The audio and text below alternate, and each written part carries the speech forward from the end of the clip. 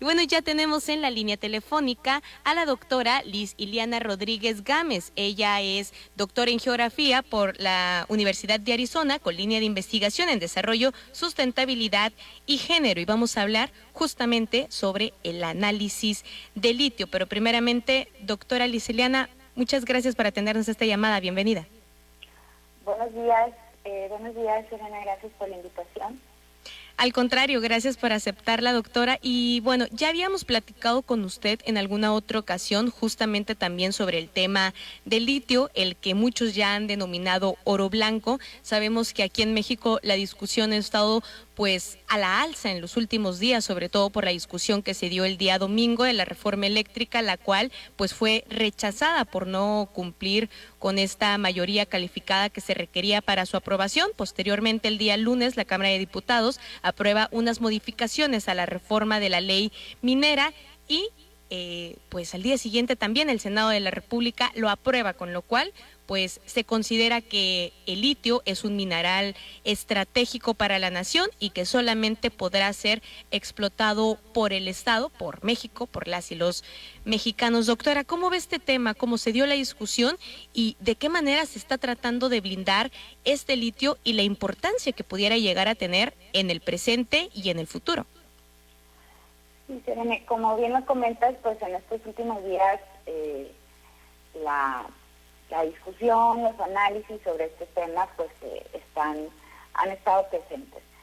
Y en ese sentido creo que conviene pues un poco poner en claro que precisamente esta frase del oro blanco pues tiene sus reservas, ¿no? Tiene sus limitaciones y creo que hay que ponerlo en contexto, ¿no? Okay. Precisamente por pues toda la difusión que se ha dado de esta información, de esta noticia y obviamente por las reformas que se acaban de aprobar.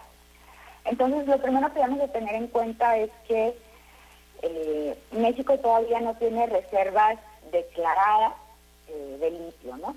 Entonces, lo que se tienen son reservas que requieren de una verificación, son reservas estimadas o las llamadas reservas prospectadas, ¿no? Entonces, en este sentido, en base a las reservas prospectadas, México se podría ubicar en el lugar número 10 a nivel mundial, ¿sí?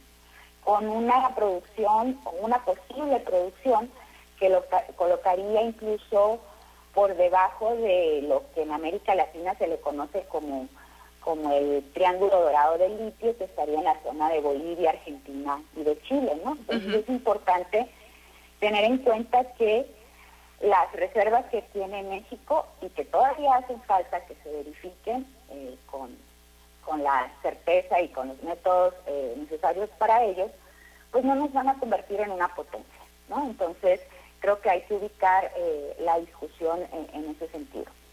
Que obviamente es una oportunidad para poder desarrollar una industria nacional, para que el Estado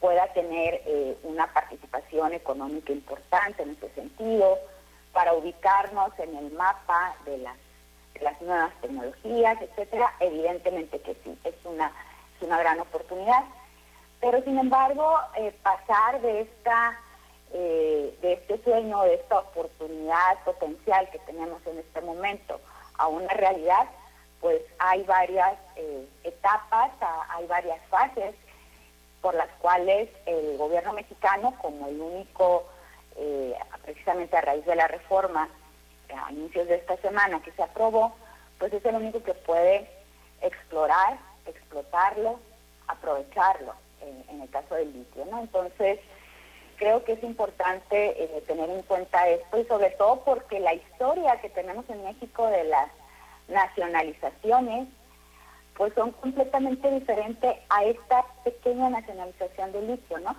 Cuando nosotros nos referimos a nacionalización y sobre todo de un recurso natural, pues rápidamente nuestra memoria colectiva se va al caso de la nacionalización del petróleo en los años 30, ¿no? Por Lázaro Cárdenas.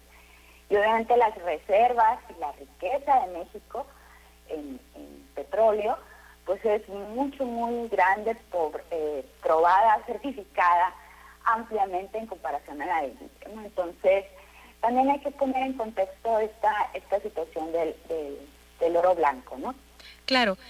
Cuando nos habla, por ejemplo, de esta comparación del petróleo con respecto al litio y que nos habla de estos grandes yacimientos, como ahorita bien nos los comentaba, doctora, pues todavía no se tiene certeza absoluta de cuánto o a cuánto equivalen estos yacimientos de litio. Sin embargo, por ejemplo, veíamos ahí a través de un documental donde se ve esta vista panorámica de lo que posiblemente se pudiera encontrar como una reserva de litio, y si lo vemos en hectáreas, pues es un yacimiento bastante grande que incluso se pudiera comparar con este triángulo del que nos estaba hablando, de estos países de Sudamérica, que sin lugar a dudas pues han venido ya desde hace muchos años trabajando en este, pues ahora sí que en la producción de litio, su extracción y todas estas cadenas que se llevan a cabo.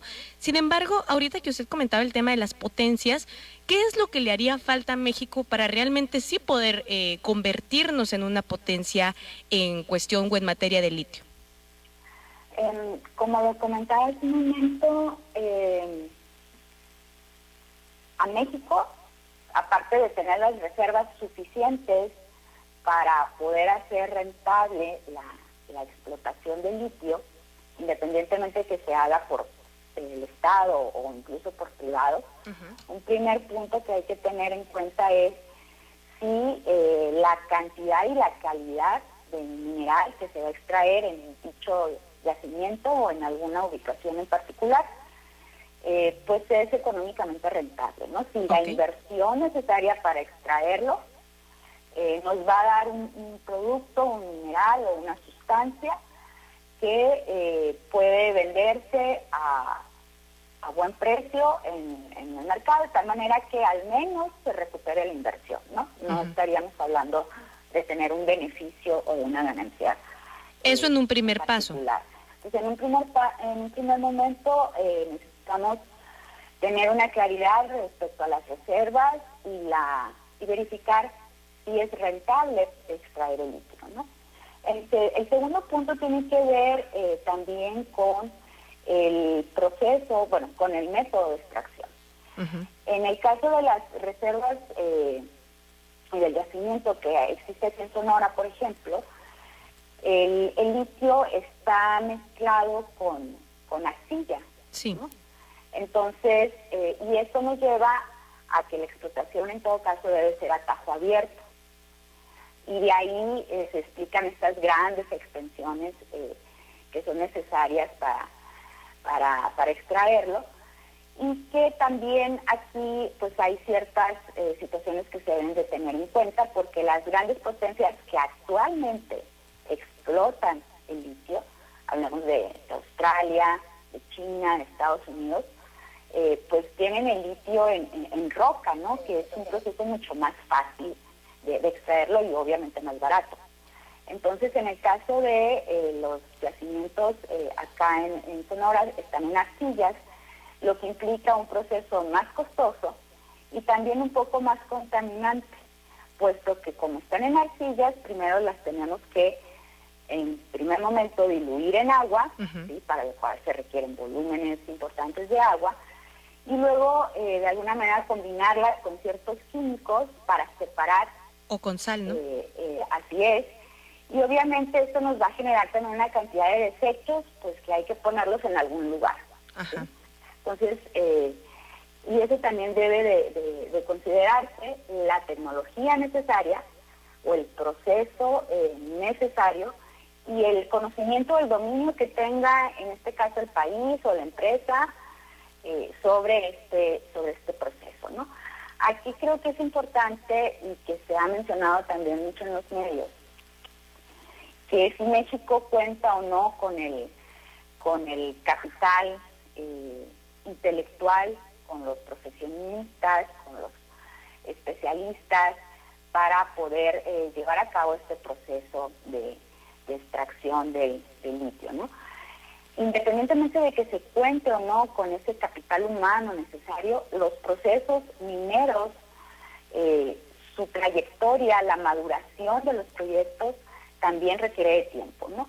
Estamos hablando de 10 años al menos. Cualquier empresa minera, estamos hablando de los minerales conocidos como cobre, oro, plata, etcétera, requieren al menos 10 años en los que empiezan a realizar sus trabajos de exploración, en los que empiezan a verificar la cantidad del mineral, la calidad del mineral, etcétera, hacer sus primeros estudios y a lo que es obviamente construir posteriormente la planta, en los que pueden extraer finalmente ese mineral para poder venderlo o comercializarlo, ¿no? Entonces, por sí mismo estos son proyectos de largo aliento, ¿sí?, que no van a estar listos en 1 año, ni en 2, ni en 3. Así es. Y a esto le sumamos la falta de conocimiento o dominio en términos de la tecnología, pues habría que sumarle otro par de años, ¿no? Así es. Y aquí creo que es necesario también tener en cuenta que por eso en Argentina y en Chile, por ejemplo, ahorita que mencionaba el caso del Triángulo Dorado en esa zona, Argentina y Chile sí permiten la participación de privados, precisamente por esta cuestión tecnológica. Y en el caso de Bolivia, que es de alguna manera el modelo que se tomó para México de nacionalización, puesto que la exploración, la explotación, el aprovechamiento se realiza por parte del Estado, por parte de una empresa estatal, es importante considerar que permite la participación privada.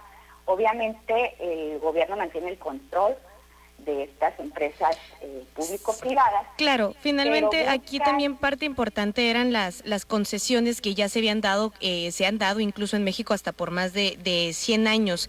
Doctora Lisiliana, le agradezco muchísimo que nos haya hablado sobre este tema y sobre todo este proceso que se tiene que llevar a cabo, que como bien nos lo comenta, pues no va a ser algo en un corto plazo. Sin embargo, pues lo importante es empezar y analizar que se haga de la mejor manera, sobre todo también protegiendo al medio ambiente. Doctora, muchísimas gracias, que tenga bonito día. Hasta luego, gracias.